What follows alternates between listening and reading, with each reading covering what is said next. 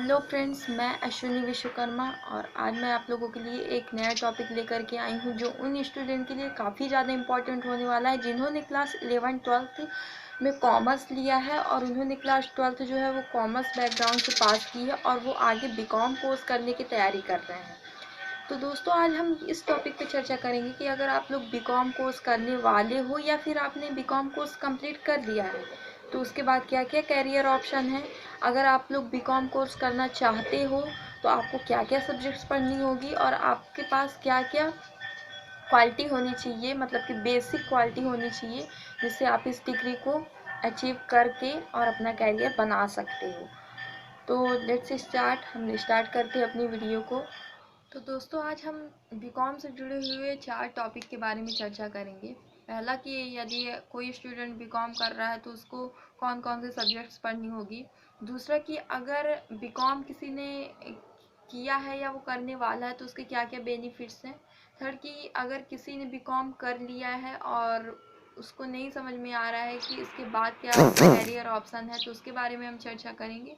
और फोर्थ में हम बीकॉम से जुड़ी हुई कुछ छोटी छोटी बातों के बारे में चर्चा करेंगे। तो सबसे पहले हम फर्स्ट टॉपिक पर आते हैं कि बीकॉम में आपको कौन कौन से सब्जेक्ट्स को पढ़ना होगा।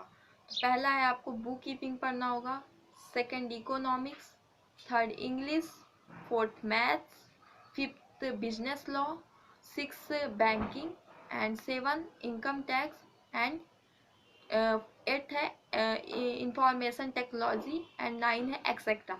मतलब कि इन सभी चीज़ों से जुड़ी हुई सब्जेक्ट जो है आपको पढ़नी होगी। सेकंड टॉपिक है जो ये है कि अगर बीकॉम कोई करना चाहता है तो उसके क्या क्या बेनिफिट्स हैं, वो क्या क्या फ़ायदे ले सकता है। तो पहला ये है कि आपको एक ग्रेजुएशन की डिग्री मिल जाती है। दूसरी बात ये है कि आप एम कॉम, एम सी ए या फिर एम बी ए भी कर सकते हो बीकॉम करने के बाद, मतलब कि आप मास्टर डिग्री भी ले सकते हो। थर्ड ये है कि आप अकाउंटेंट्स एंड उससे रिलेटेड जुड़ी हुई जॉब को करने की योग्यता प्राप्त कर लेते हो। फोर्थ ये है कि आप किसी भी कॉम्पिटिटिव एग्जाम की तैयारी कर सकते हो, फॉर एग्जाम्पल एसएससी, रेलवे।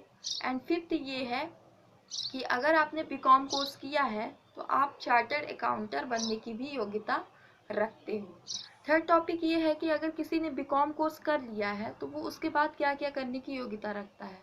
तो पहला ये है कि अगर कोई भी स्टूडेंट बीकॉम कोर्स कंप्लीट कर लिया है तो वो कॉम्पिटिटिव एग्ज़ाम देने की योग्यता रखता है। फॉर एग्जांपल अगर वो SSC, railway, post office, banking से जुड़ी हुई परीक्षा देना चाहता है और उस सेक्टर में जॉब पाना चाहता है तो वो कॉम्पिटिटिव एग्ज़ाम की तैयारी करके कोई भी गवर्नमेंट जॉब पाने की योग्यता रखता है।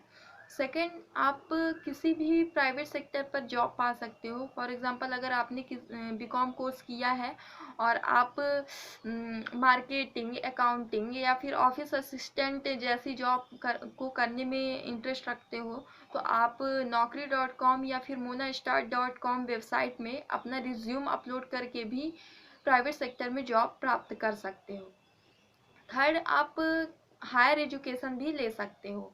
मतलब कि अगर आपने बीकॉम कोर्स कर लिया है और आप उसके अलावा मास्टर डिग्री लेना चाहते हो तो आप एम कॉम या फिर एम बी ए या फिर एम सी ए करने की भी आप योग्यता रखते हो। एम कॉम और एम बी ए और एम सी ए करने के प्रॉफिट ये होते हैं कि अगर आपने ये कर लिया है तो आपको जॉब के लिए ज़्यादा स्ट्रगल नहीं करना होगा और आपको जो जॉब है वो आसानी से मिल जाएगी। तो ये थी कुछ बीकॉम करने के बाद जुड़ी हुई बातें जो कि इम्पोर्टेंट थी।